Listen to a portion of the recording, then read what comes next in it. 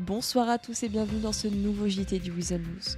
Comme vous avez pu le constater, il y a quelques jours, l'arrestation de Monsieur Fitzgerald a fait grand bruit. Et pour cause, il a été conduit en comparution immédiate pour le meurtre de Monsieur Joe West. Un événement tragique qui a secoué toute la communauté.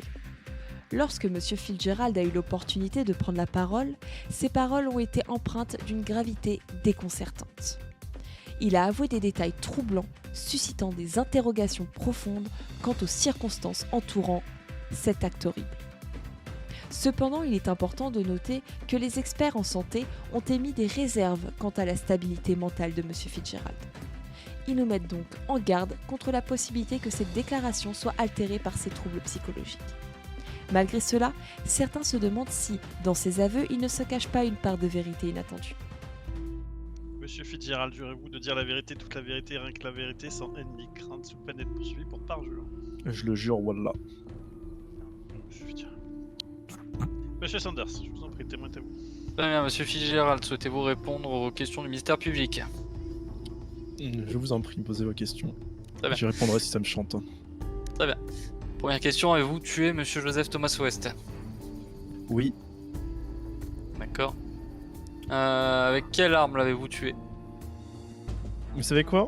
Je vais parler. Donc, et je m'adresse également aux personnes qui sont dans cette salle. Je pense que ce soir, vous aimeriez tous savoir que j'ai tué beaucoup de gens. Quelques escortes dans un appartement dans les hauts de la ville. Des sans-abri, quelques fois. Peut-être 5 ou 10. Une fille de Liberty City. Je l'ai laissée sur un parking, derrière le Unicorn.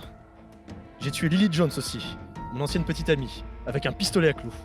Et un homme aussi, un vieux p***, qui promenait son chien. La semaine dernière, j'ai tué une autre fille aussi, avec une tronçonneuse. Je devais le faire. Elle a failli s'échapper. Et quelqu'un d'autre là, je me souviens pas vraiment. Peut-être un mannequin, elle est morte aussi. C'est également moi qui ai tué Fidel Cardozo. Il m'aura donné du fil à retordre celui-là. Je l'ai fait exploser avec un C4 sur une plateforme pétrolière avec l'aide du Chief Elmore du LSPD. Et hier aussi, j'ai tué plusieurs de mes employés dans les vignes. C'est des travailleurs mexicains. Et oui, Joe West. J'ai tué Joe West avec une machette dans le visage. Son pauvre corps se dissout dans une baignoire à Mirror Park. Je veux rien laisser. Je veux rien laisser passer. C'est également moi qui ai fait disparaître l'ancien gouverneur, Antonin Lévy. Qu'est-ce qui m'aura fait chier ce con-là? Cette petite tête-là? Je suppose que j'ai dû tuer 20, peut-être 40 personnes.